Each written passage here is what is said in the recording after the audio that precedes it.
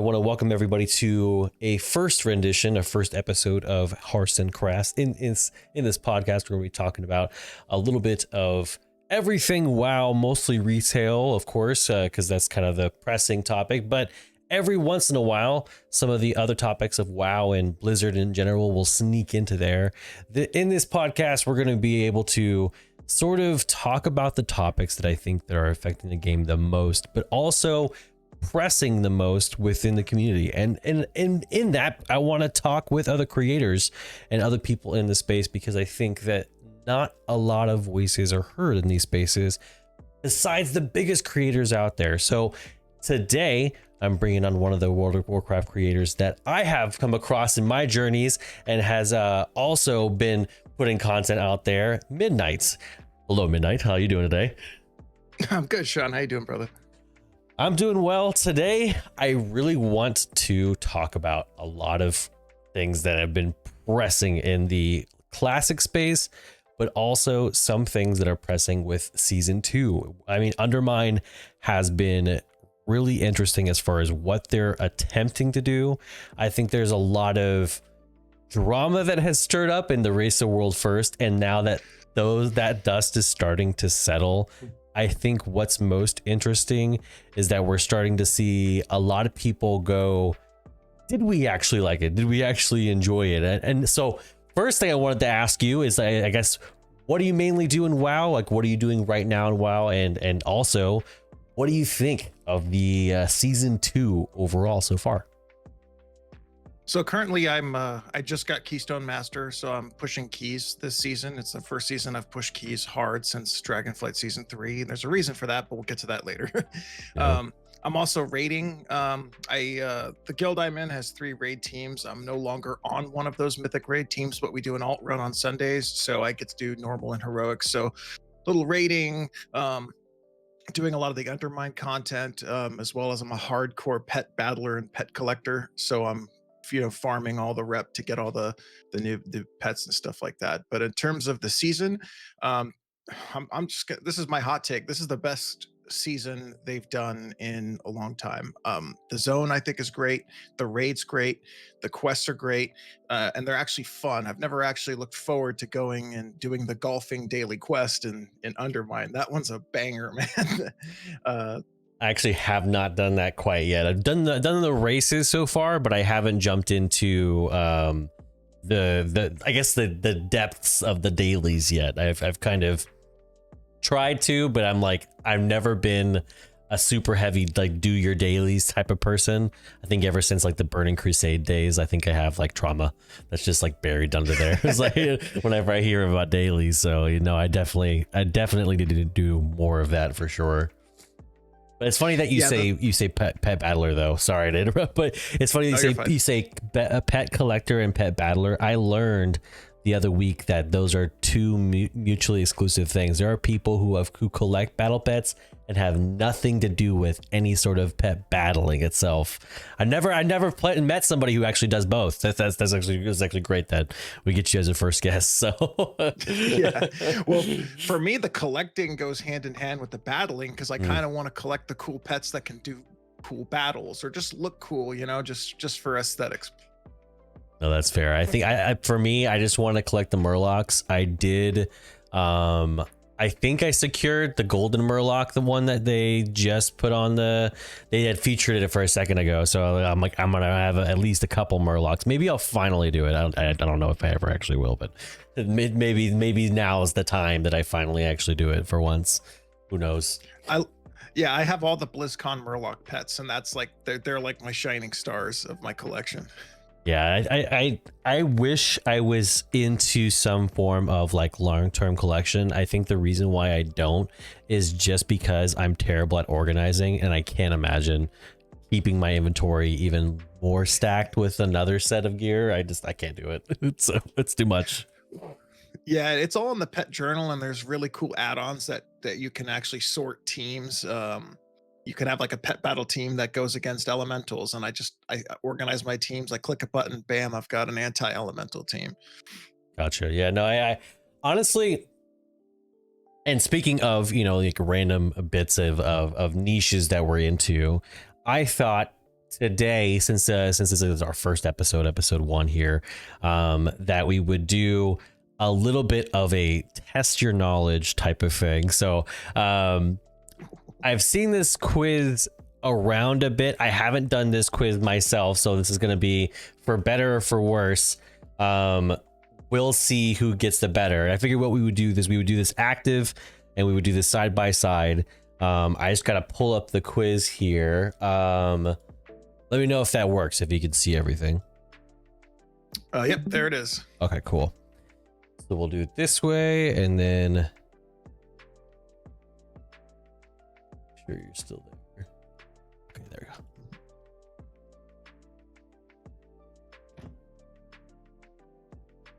I think there might be sound, but we'll see. Us. A mage, B hunter, C rogue. All right, so question number 1, pickpocket is an ability unique to which class, and then we'll just kind of go from there. We'll let this one be like a one-off. I mean, obviously this is I think it's a rogue one, so but from now on, we'll basically make whoever guesses it first gets the chance at guessing. All right. So whoever gets it right first. It'll be a battle between me and you, battle of the wits, so sort of. All right. I have my answer. Ha ha ha. This is an easy one. The correct answer is C, rogue. Question 2. Which of these is a boss in Stratholme? Timmy, Billy, or Jimmy? I think it's Billy. I'm going with A, Timmy. Okay. I think it might be. I feel like it's an abomination. If I had to guess what it was, but it could be Timmy. It could be like a child. Could be. Yeah. Timmy was the first one that popped in my head.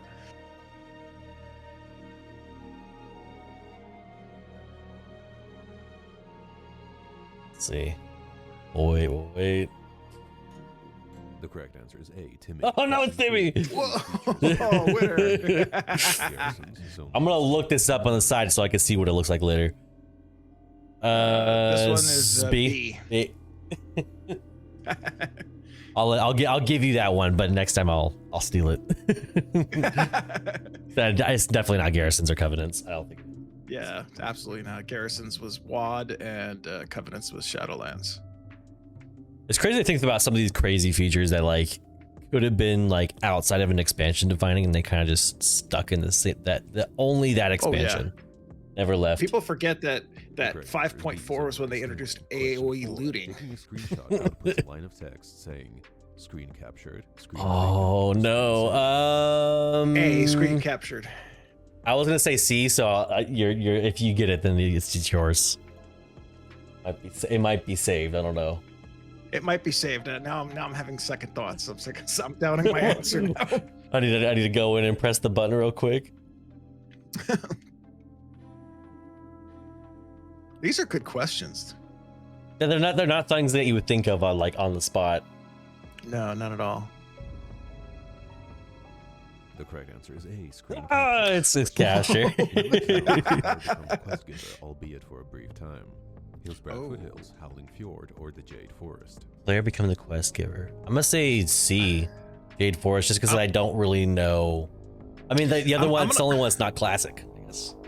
I'm gonna have to go with either B or A, but if you had put a gun in my head, I'm just gonna have to say B because I don't think it's classic, and I think it's B, but it wouldn't shock me if it was A. So I'm gonna go with B.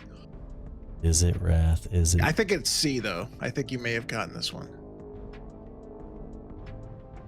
The correct answer is A, the Hillsbrad Foothills. Oh, it was A. Both were The size of the raid made its debut to the game in which patch? Dynamic scaling system. A 5.20, B 5.40, C 6.10. Oh, that was 5.4. That was flexible raid. Yep, 5.4. Gosh, my deduction would have to say 5.2 just as a because I don't know.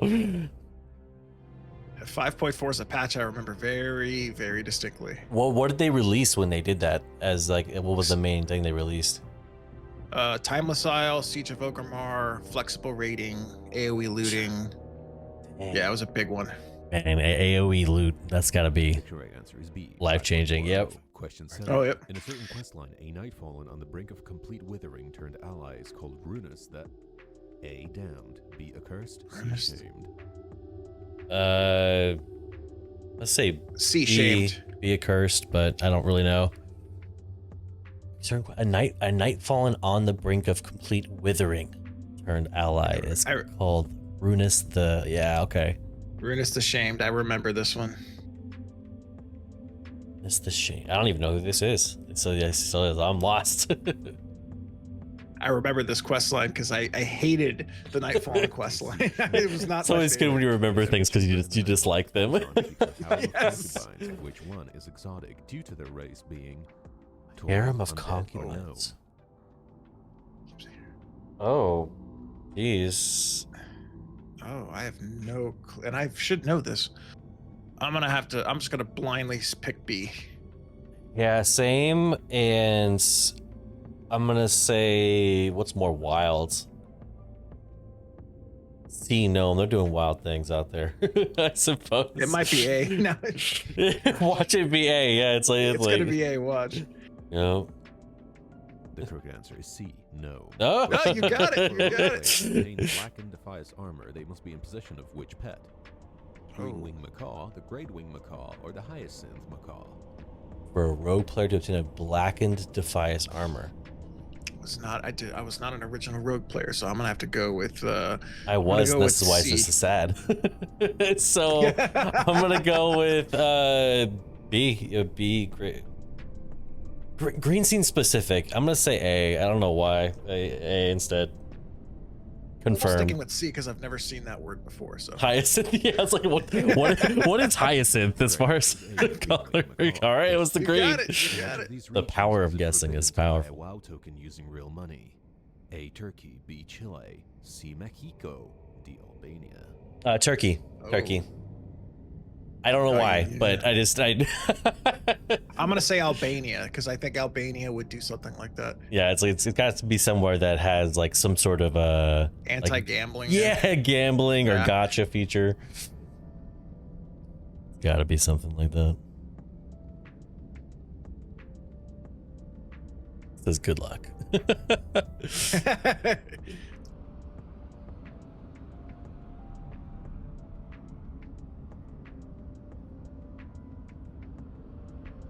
A lot of pressure in this last question. Yeah. Winner take all. Last question. Right.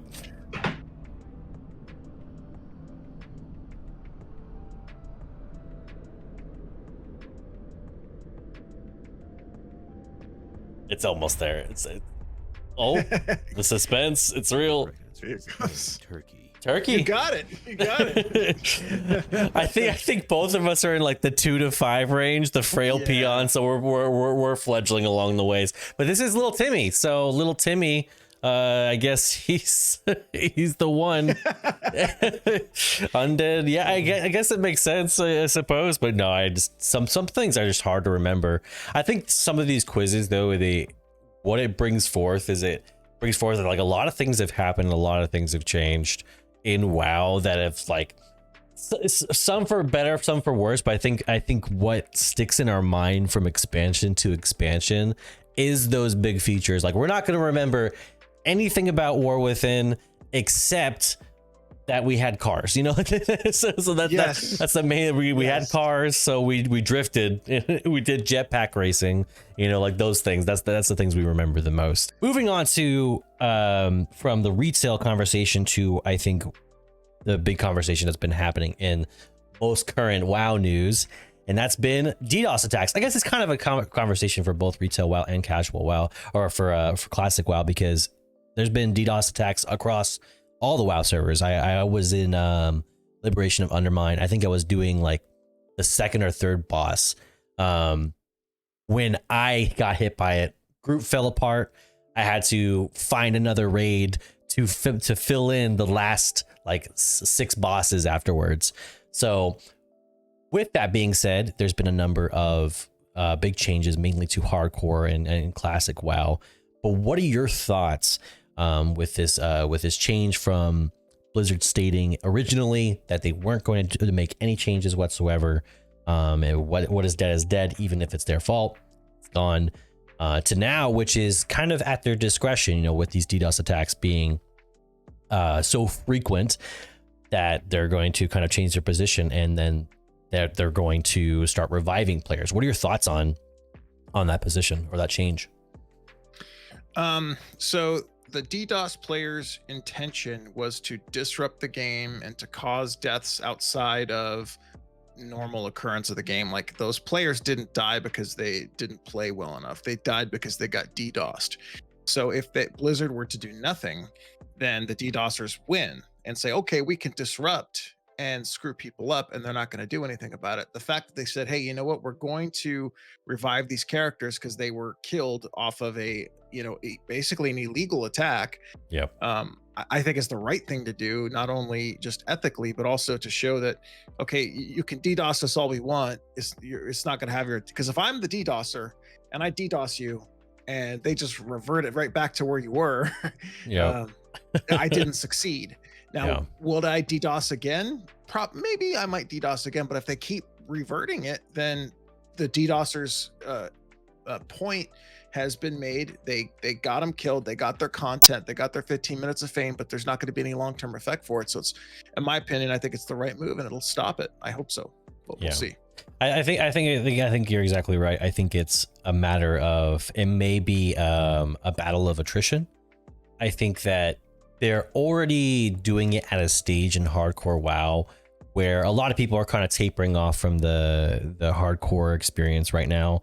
I think what this does, though, is it sets them up for success, say, when they do BC servers, and they do those again, and then whenever they go further into other expansions as well, because I think the more and more you have this available, the more people are going to try to disrupt players like fun, but also try to, I think, move the content creators away from the space, because I think that's like that's been the main effect of this round of DDoS attacks, has been to really attack, one, the race to world first, and then two, the hardcore WoW players. So I think that's been the two obvious things. I can't stand the take of, we shouldn't do anything because it's the status quo, and then now players will use it as a means to revive their own players, as like let's not do the thing that's good because something bad can come from it, versus let's stop the thing that's bad by making an effective way to, not necessarily to treat it, but to start fixing the problem. I'm not a big fan of that.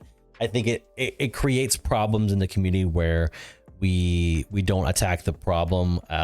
We just go, well, the solution is the people who were attacked. That's what we gotta fix. We gotta fix the people playing the game instead.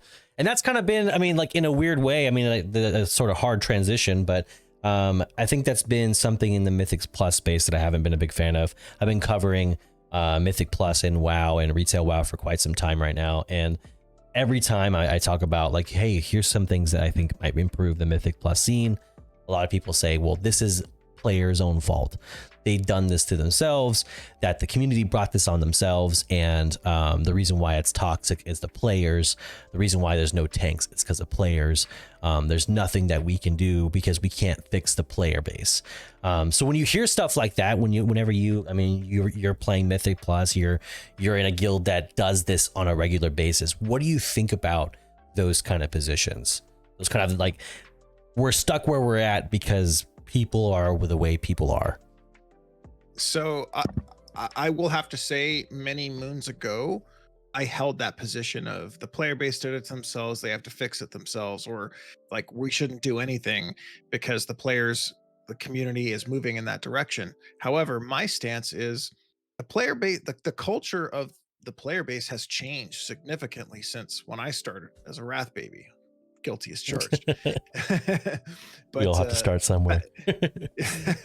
So back then, people would actually take the time to train you and teach you. They actually wanted, it was like an open arms community. Come to World of Warcraft. It's an adventure. Please, we want more players. Now it's an esport. Everything in WoW is an esport. It's parsing. It's timing dungeons. It's how many mythic bosses have you done? But that can remain as long as the player base has some patience. So I do think that the player base has a responsibility to start treating each other at least with some patience and not be so toxic. Case in point, I was doing my weeklies on my demon hunter. My demon hunter's like 650 and it's a tank. So I was doing the weeklies and there was a couple of undergeared people just trying to get their weekly done. And the healer was like begging for the neck on the second boss. And I'm like, well, I don't need it and I don't think anybody else does. So second boss, we kill the second boss in Cinder Brew, the neck drops, and I gave it to the monk. The monk was over the moon happy about this. Mhm. And I said, hey, you're doing good at healing, just make sure you do, hit me with cocoon, on this boss. And they were like, yeah, no problem. And says, what can I do to repay you? And I said, just pay it forward. So it's those little interactions I feel like the player base can do to influence the game in a positive manner, especially in Mythic Plus. And I think it goes back to your point about partial credit, to where if right now Mythic Plus is a zero-sum game. You complete the dungeon on time, you get the rewards, or you complete it, you get the rewards. But if we could at least get some partial credit, then maybe groups won't be so toxic and go, okay, maybe we won't time it or complete it, but we'll get some Valor Stones and some crests or something like that. Yeah, no, I think the way is to not necessarily give everyone like a participation trophy, but to make it to where you're making situations more and more conducive to be in the position of a tank, more conducive to be in a position of a healer, and not necessarily be judged or not judged. I mean, the internet's going to be like how the internet is, but to make it that reward more worthwhile than what sort of may come your way whenever you perform poorly. I think that's the main thing, is you want to make people who are playing DPS specs with healer off specs or tank off specs to go, okay, let me tank this one, let me give this a shot. I think that the more you make people be able to switch in that moment, I think is what is going to make it. And that's not a player's job. It's the developer's job. It's the community who can drive it and really make sure it stays strong. But without the developer saying, hey, we really want you to do this, then and saying it's the player's fault, I think brings it to this stage where I think if as a developer, when they see these issues and see these problems, they go, well, we can't find anything to do, because if we try to appeal to this group of people, these people are going to be mad. But if we try to appeal to these people, then these people are going to say it's too casual, and no one's going to be happy. So we can't do anything. So I think we just keep our hands off of it to avoid having an issue. But I think as a community and as players, we need to kind of come together and be like, well, let's try something versus doing nothing. Even if it's awful, at least we're doing something. And I think that's something that I think needs to be seen in WoW nowadays. I think right now we're seeing a lot of consistency with patch updates, and we're seeing a lot of moving forward, but not a whole lot of looking back. I think that's been a problem with for like the whole of season 1, where it was like, hey, that past week was awful. Can we look at that week to make sure that doesn't happen again in the future? And it's been like, hey, there was an event happening, like, like a world event, and we're like, no, like seriously, anniversary patch. Like it seems like a lot. It was like it's very much like, like a baby with a rattle. You're just like, hey, like, and they just kind of like push everything to the side. They push it into caverns of time. Like it's. And we're just like, what was that? what just happened? So I think that's what we need to do. We need to kind of look back a little bit more across these weeks and see a little bit more. So before we jump into one of the last topics, I wanted to talk about this survey, because this came up on my feed, and I saw it, and it was basically saying, it says, it's a World of Warcraft, and it's on the Battle.net launcher. I'm pretty sure it might still be there. If I pull it up, it might still be there. But it says, not playing Mythic Plus this season, tell us why. And that was kind of surprising, because just before I pulled that up, I was looking it up to see like what's currently happening. I was really surprised to see that so many players were in the position that you are, where it's like, oh no, season 2 has been a vast improvement on season 1. But I can't imagine they would put a survey out like this without reason, which has me thinking that, I guess, of the players who are joining now, there's enough players that aren't playing it right now. What do you think might be the reason why players aren't playing Mythic Plus this season? So my guess would be one, such a bad taste in their mouth from the first season. They probably said, you know what, I'm done with WoW until something else happens or things of that nature. And secondly, they just came out on Wowhead, the completion rates for season 2 keys. Now, in my opinion, the first season is always going to have the most because it's a new expansion, things of that nature, but the completion rates aren't down that much. But I'm guessing that I think what they're seeing is they're probably seeing players doing more keys as opposed to more players doing keys. If that makes sense. So I think that they're like, okay, we made these changes, but we're not seeing an impact yet. Can you talk to us and tell us why? And maybe some of those players, obviously the survey's out there because they're still subscribed. They're just not doing any keys. My guess is, one, obviously sour taste in their mouth from season 1, and 2, I think there's this drive for meta that is going to start exhausting the players. They're just going to go, okay, like I re-rolled this, now I gotta re-roll this. Like first it was Pally that was the best tank, now it's Vengeance DH, and after a while it just burns a lot of players out. I'm really surprised Demon Hunter has been, I would say, consistently like in a decent space. I think the one that was additionally surprising was Monk is now like obviously with the Race to the World first. Now they're also in a space where it's like, oh wow, okay. I thought they were always going to be kind of like middle of the line. So it's always surprising, a good surprise, as long as the Warriors don't get pushed too low.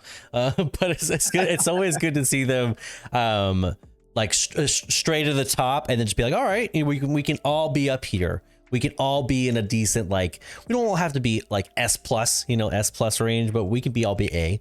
That's fine. Like, that's okay. I'm okay with that. So it's nice to see that that Demon Hunter gets some like limelight and holds it as well. As long as they're not.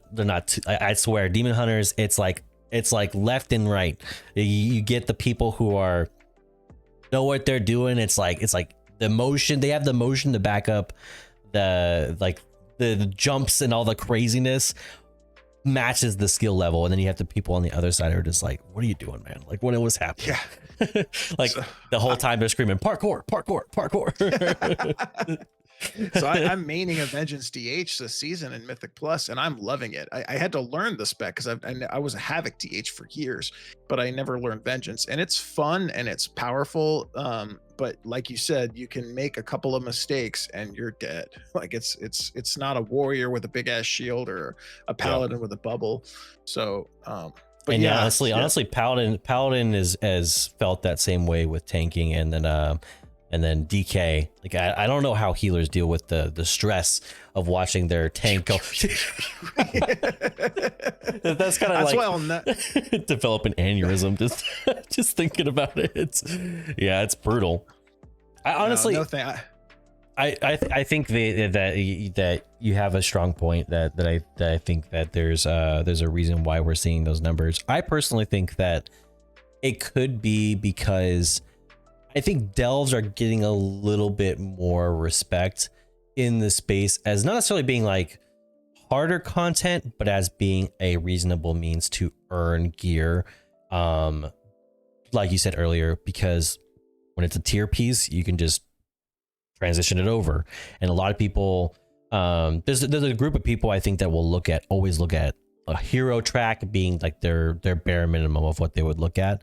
But I think there's a solid group of people, myself included, who look at champion and go, well, champion, 6 out of 8, that's reasonable. So like, why I don't have to get hero track, I just need my tier piece, and so I'll just get the piece, transition it, and then I'll upgrade it. It's a lot of resources, but hey, like, at least I'll have the gear jumping into mythics or jumping into that content. So I think there's a lot more people, especially early on into a season, who don't really feel a need to do it right now, because they don't necessarily want to do the challenge. And then 2, the gear you get exclusive to Mythic Plus, while there is some that is BIS, I mean, I think it's like half and half, like a part of it's going to be from Mythics, and then the other part of it's going to be from raids. There's a solid group of people who go, well, five out of 10 pieces, I can earn some roundabout way through delves, or just drops. So I might as well avoid the thing that could possibly fail if I don't time it correctly. So I think that's also part of it. I think that it's possible for delves to somewhat cannibalize the Mythic Plus space in a part of a ways because of that. And I think that Mythics do need to respond with having something else besides gear that it provides, not just, oh, well, it's higher item level, so why wouldn't you want it? I don't think anybody's necessarily interested in a few item levels anymore. I don't think that convinces people. I think that I missed this point. The point you made about delves. I think that delves are taking a significant chunk of the 2 to 6 keystone crowd and pulling them into delves and going, well, I don't need to run a timed key where I'm going to get cursed out if I don't know the route, when I could just do this delve all by myself. Yeah. So I think that's a fantastic point. Yeah, I think that it having no timer as well is another thing. Now, that being said, I do miss the days. I mean, I used to be a Asmongold regular viewer, the challenge modes. I miss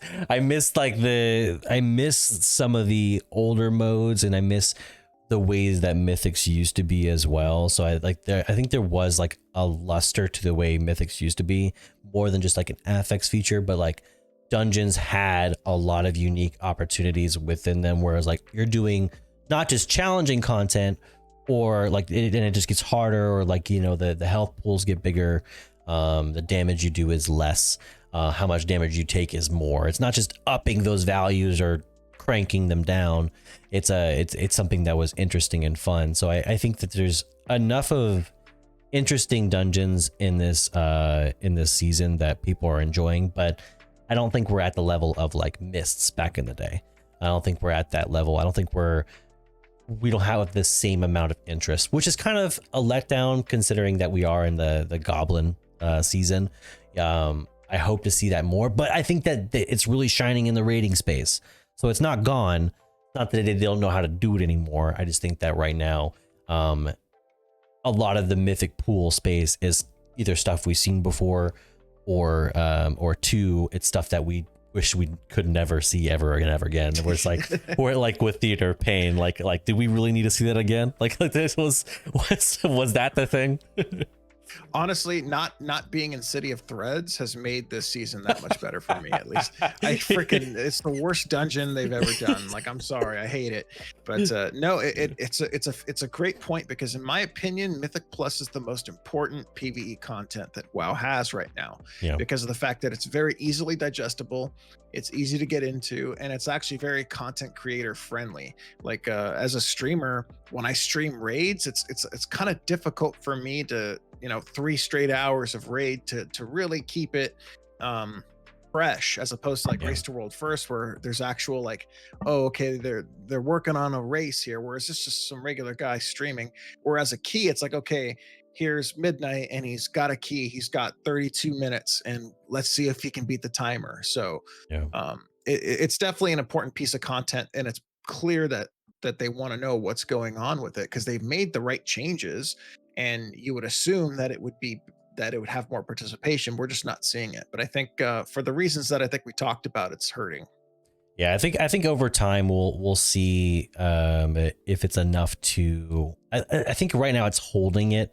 It's like holding a wall. Yes, it's definitely trying to keep everybody aboard, but I think they need to be more attentive than they are right now to making sure that stays, because I think what we're seeing right now is sort of like, if I were to draw it in paint, it's like a dip and then it comes back up just in time and then it dips again. But each time it's never starting where it was initially. It's each season we're going to see sort of a natural dip and it come back up and then just dip again, but just it's always going to get lower. Whereas it started at a 10, next season it's going to start at an 8. And so they have to do things, I think, somewhere in those lines to where people go, okay, there's changes across seasons more than just the dungeons are different. I think right now with having a few new dungeons, it's interesting enough, but I mean, you can't really say Mechagon is like, it's great to see it again, you know, like it's great to see that in there, or Motherload, it's great to see it again. There's some people who will be, that'll interest them enough, but after doing it once or twice, you'll be like, I remember why I stopped doing this, or I remember why I enjoyed this before. I don't necessarily want to ruin that idea that I have of it. So I think that it only holds people's interest long enough. I want to transition us into what I would like to call like the after show, or kind of the outside of the show. So with that being said, for those of you who are joining the podcast, this has been Hearths and Crafts, our very first episode of the show. I, of course, would love to do episodes with more creators, more content creators out there. I want this to be a space where not necessarily it has to be like a one-on-one type of thing. I would love to talk with multiple people in the space, because I know there are so many creators out there. So if you are a creator out there who would love to be a part of the show, it's an open invitation of creators of all size. I've been a small creator and a large creator back and forth multiple times. So I've been there before. So I'd love for you to come on the show. For those of you who are joining part of the Patreon, I would love to have active Q&As, as well as places where people can kind of lead where the next episode goes and what we talk about. So this week is going to be sort of like a wild card week, because I don't have a video for us to look at to go, what are people's questions? But I thought we would go through and look at some of the comments that I've had in my most recent videos, for better or for worse, and see what people are saying, and kind of get some like basically off the dome thoughts on what people are saying. So on my, one of my most, so I'm telling you, if you look, so like you can, nothing hidden, nothing, because I get hundreds of comments. I get hundreds of comments, and a lot of them come through. I try to respond to a lot of them. I try to be pretty active within my YouTube community. This first one came up like when I did basically a like social anxiety and pugging, in that, you know, being a lot of people are saying that in the Mythical Plus space, it's hard for them to queue up because they don't want the pressure of someone judging them. This comment says, what is it with Zoomers and anxiety? Grow some nuts. So I'm like, man, I want to say my responses are the best to these type of people, but they're not always the best. I'm petty. If you're gonna be petty to me, I'm gonna be petty to you too. So it's fair game. So please do comment in this video. I'm gonna put a edited version of this podcast in the YouTube page, so comment on this. But if you want to see the full unedited version, we have a Patreon where you can check out the full episodes, everything that we're talking about, as well as some of these Q&As to see kind of like what goes on beyond the scenes, but also what we're talking about outside of the main points. So that there was, of course, some extra things that we talk about. So in the first one here, let me see if I can pull it up. All right, so first one says, I think adding more rewards, and this is specifically with Mythic Plus. So I think adding more rewards would fix the issue of people not attempting to do 11s, delves, or dungeons. If we get easy top tier gear, there needs to be other incentives for other players to climb. We talked about this a bit in the episode, talking about there being extra things in the system. What do you think is the biggest problem right now with Mythic Plus? For me, I think it's the fact that you can go through a whole Mythic Plus and then you get like 10 gold or something like that. Like, yeah. I think for me, that's been my biggest thing. But unironically, I think the plate tax has been the worst of it, where you don't get enough to even repair your gear by the end of the Mythic. So it's like, hey, I was successful in this Mythic, now I have to pay 300 gold because I died twice. So what do you think is the worst part about the reward system? What do you think needs to be changed, or even if it's small, like what do you think needs to be fixed about current Mythic Plus and rewards? I do think that the 3 chest timing is a little too stringent. I think that obviously you want to get an extra piece of gear, you get what, 3 pieces for 5 people. That's a big upgrade. That's one thing I think they could do, is maybe reduce the amount of time it take, or increase the amount of time that it would take to get a 3 chest, and also the bullion system.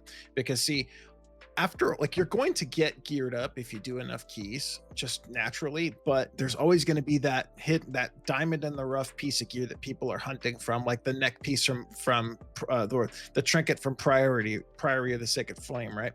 Well, having a bullion system every season, I think, would alleviate this. So that way people just aren't going, I just came here to get that neck and I didn't get it. But instead you go, okay, after a few weeks, you do 10 dungeons, you get 10 pieces of bullion. And then after that, after 10 dungeons, you get a bullion. And that way you could buy what you want. Because one thing that there was a WoW video that came out, I can't remember the guy's name, but he talks about loot. And one of the things he said was, don't be stingy with loot. And I think that Blizzard needs to be a little bit more less stingy when it comes to the bullion system. Don't leave it for season 4, have it every season. Yeah, no, I think right now we've been very much in a system of, I think that they want to keep the status quo more than they want to try new things with that. But I think really that middle of the season to me would be the best time to do it, because like at the beginning of the season, you have enough people willing to like sort of push through all of the heartache to get what they want. But I think the end of the season, people are in a rush to like just finish it off. But I think that middle of the season would be a nice space to kind of try those things out and kind of see if those changes would improve people's like quality of life. Because I think you have enough drop off to where it's like you could probably sneak something in there for like 2 weeks and then pull it out and be like, all right, hey. You can get away with it. I think you're right. I think in the middle of like the second season of each expansion, they should have some kind of generous reward system. I think you're right about that. I think that would help, because it's always going to be a dip. At least keep the players that are in that dip happy enough to where they don't contribute to more of that dip. So the second question here says real hypothetical talk. What is the downside of this? And this being basically progressive rewards. It says first mythic plus the week gives 15 crests, and then M2s drop 5s, 3s drop 7, and then increase by 2 all the way up to 10. So what do you think about like a increasing amount of crest rewards based off of your mythic plus clears, kind of like a flat amount, but like, hey, you cleared this, but let's give you this as a reward. I think that's great, because sometimes doing a 2 or a 3, the gear is going to be the same. So what's the incentive to do a 3 when you could just do a 2? Same thing with doing a 6 or a 5, where the breakpoint I think right now is a 7. So yeah, going from a 6 to a 7 or a 7 to an 8, there needs to be a little bit more incentive. So I think that's actually a fantastic idea.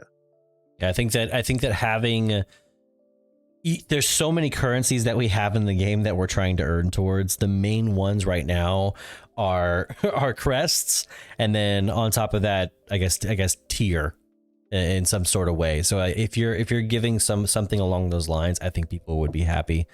I think really in general, it'd be nice if I was visiting vendors less often. I don't like visiting vendors like 3 to 4 times a week to find out what I'm upgrading and what I need to spend or what currency I need to have. But if we're not going to change it and reduce the amount of currencies we have, at least give me more of them so I can spend them more freely, I think is the main thing. And then let's see. This one says plus 10 keys are easy. Anytime I talk about keys and I'm like, well, plus 7s are like where people minimum need to be at to get the proper track gear. And then plus 10s are like, to me,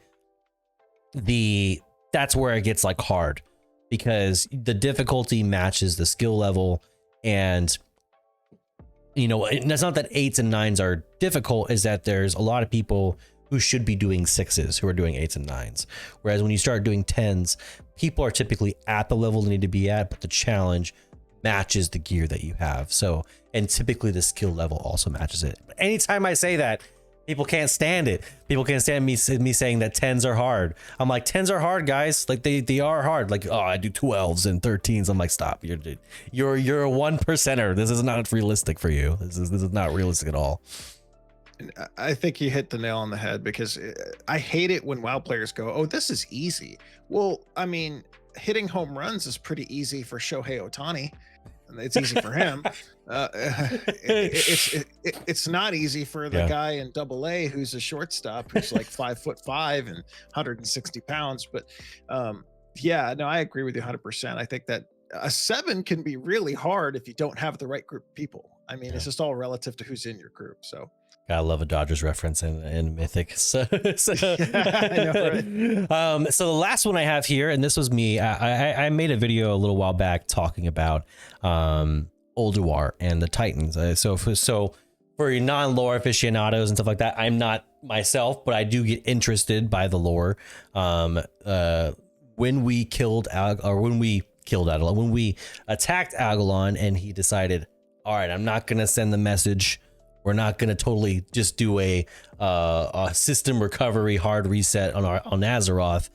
When that happened, a lot of things were kind of pushed off to the side, and there's a lot of things in lore that may be coming our way.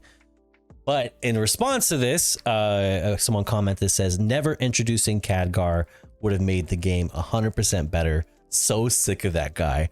Where do you stand, Midnight, on Khadgar, and where do you stand on the story as of now? What are the things that I guess are good, bad? What do you feel like the story is right now? Like, where does it stand out of 10 for you? In terms of Khadgar, I've always enjoyed Khadgar. To be honest with you, not being a lore fiend, it didn't really bother me whether he was in or not. But in terms of where the story is now, it's just much easier to follow, because I have no clue what was like. If you were to ask me, what's the story of Battle for Azeroth and Shadowlands? I'm like, I don't really understand. It's I don't really know what I know. That me alliance. Yeah. Well, tell me what happened in Shadowlands. It's too complex. They kind of, buried themselves into a hole. Yeah. But I think right now it's great. Too many plot holes, but it's also too complex of a story. Whereas, like right now, we're in Liberation of Undermine. Gallywix is being blackmailed by Xal'atath, so we have to go in there and get rid of him, and that it makes sense. It's the easiest story they've ever done in WoW, and it works. Yep, easy stories. I'm okay with that. I'm okay with the story being about sweaty orcs attacking sweaty humans, and unga bunga, and we're just like, we move on. Like, I think that's okay. I think it's okay to have stories like that. And then when, this is my prediction, Gallywix comes back as half mech, half half goblin. All right, and then we can have like the goblin, something along those lines, and then I will have perfect. It'll make sense as to why there was such a poor post-raid cinematic. That's my one complaint with the raid, besides Bunk Junker. I guess that's the one that should have been great, but wasn't as great as it could have been. So honestly, I don't have a problem with Khadgar. I will say, speaking about that point though, I do think that there is a little bit of a overuse of the old characters to sort of prop up the story, but not really introducing anyone else that's cool enough to carry a story.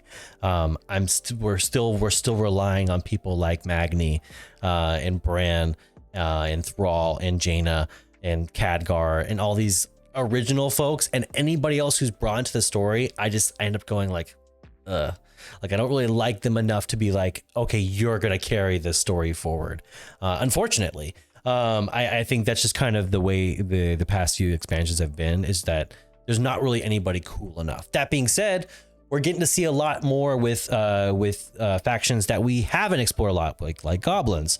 So I would like to see that happen with some of these other, I would say, expansion class or expansion races that came on later in the fact. But with that, I hope that also means I want to see more of High Mountain Torn. I want to see more of the Void Elves in Kul Tiran.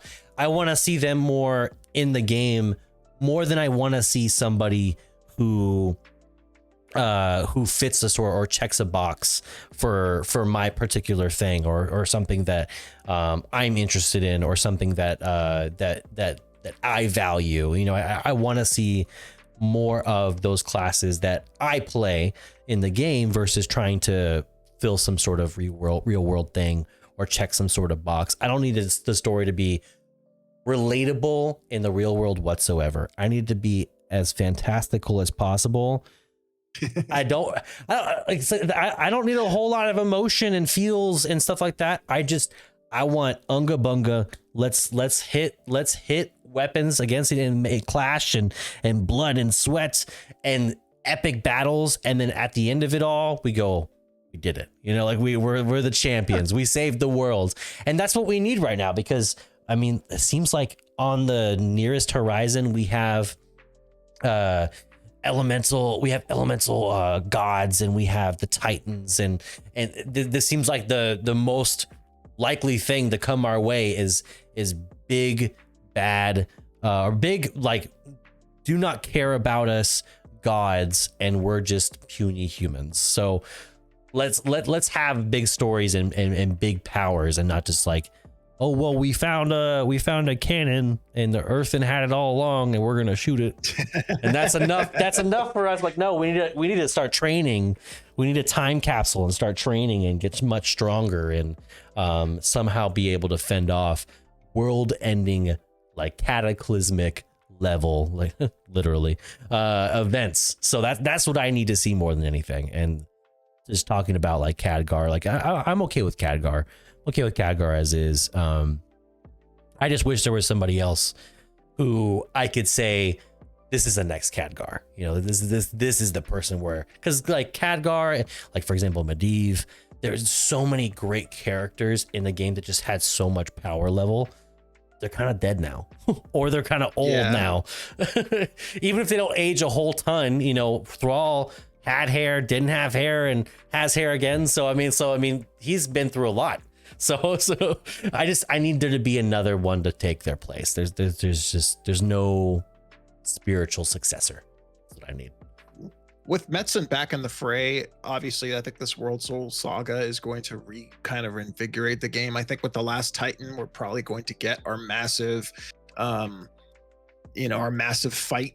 Yeah. And my guess is, and I said this before on a previous WoW video I did on my channel, where I'm predicting Tinkerers are going to be the next class in the last Titan, and we're going to need all of their stuff, and there might be some type of system they put in to help us, not like artifact power or something like that, but something cool like a cloak or something to help us fight the last Titan. And I agree. I think that's what the game needs. And right now that's what we're getting. We walked into the Undermine. It's a really kind of interesting gangster-esque 1920s vibe with all these gangsters, but they're goblins, so they're kind of cute and funny, but they're vicious, and we have to go kill Gallywicks, and we've got all these, you know, we have to fight a slot machine, but the slot machine will kill you with a coin. So it's fun loving, but it's still vicious, and I think they're capturing the right type of vibe, but they're still making it fun. And I think that's what we're going to see in Midnight and the last Titan. Yeah, I think we'll see things getting I don't want to say like less casual, but we'll see things being a lot less like humorous, and then the world ending start to begin. I just really I hope we don't get the Shadowlands treatment where it's like all this build up and it's like and a kick cuts off, and we're just like, oh, okay. All right, sure. I swear. I'm still sour about how Warlords played out, because Warlords was supposed to have an epic finish that we never got. Oh my god, yeah, no, and I still go back to Warlords because I idolize how it was, like the world building was and how well it was set up. It only for it to be like a 7-10 split, and then we just went right down the middle. You know, we just, it was like we could do this, but we'll miss out on this. We could do this or miss out on it, and we just went right through the middle and missed both. And we're just like, no, I guess we don't get any version of this that's gonna be super cool, I guess. So moving But on. I have faith. I think it'll be great. I think we're heading for bigger and better things. Yeah, and I think in a future episode, I would love to talk about more about the World Soul Saga and lore and things like that. As we close, and there is one more thing I'd like to talk about for the after show, but there is one thing, which is, where can people find you? What are you doing right now? And like, what are you creating right now? Like, what's your this is your window. Talk about the things you're doing right now and the things that you want to do in the space, the things you're creating, or the things that you're just playing right now. Sure. You can find me on twitch.com/midnight TV. I'm also streaming on YouTube and Kick. And I occasionally I make some YouTube videos.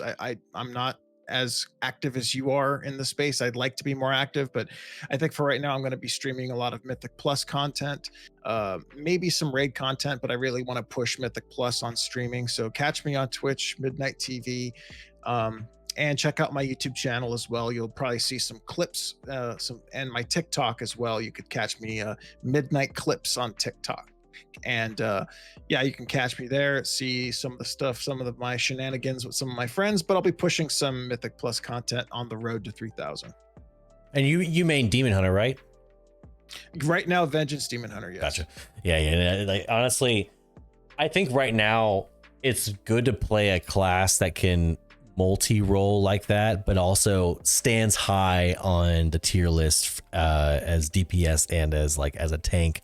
It kind of sucks to be like in a, like I say, like a druid position where it's like one is good, one is trash, one is okay. So it's like you kind of like staying like in a mixture of positions. So it's nice that we're getting a little bit more balancing, but for sure, please do join Midnight on the Twitch space, twitch.tv, not twitch.com, but twitch.tv, and follow him there and join his content there. Of course, always welcome to come to the podcast in future episodes and talk with us in future episodes. I want to make this sort of an open forum where basically any amount of people can join. It's just who wants to join that week. So definitely in the next episode, I'll reach out to you, or if it, like, hey, you know, like, hey, let's do this next episode together. I'd love to have you on a future episode. But with that, we'll come to a close. Thank you for joining us today at Hearths and Crafts. I don't have any catchy lines or anything like that, but more to come on the Patreon. Of course, if you aren't join us on the Patreon. In the comments today, big question. I want everyone to leave in the comments on the Patreon, letting me know, what are some things you want to see from the podcast? What do you want us to talk about? What main things do you want me to cover that we haven't covered yet today? I'd love to see like what we could cover and talk about, maybe that nobody's talking about right now. Big things, for example, that I don't even really cover normally, things like transmog and the issues with things clipping with certain races that comes up all the time in the community. So let me know in the comments. And then, of course, about this episode, leave some comments for our Q&A at the end of next episode. So if you have any questions that you wanted to ask from this episode, we'll talk about it in the next one. So it's like we're setting up. This is the foundations for the future. But I'll catch you guys in the next one. Peace.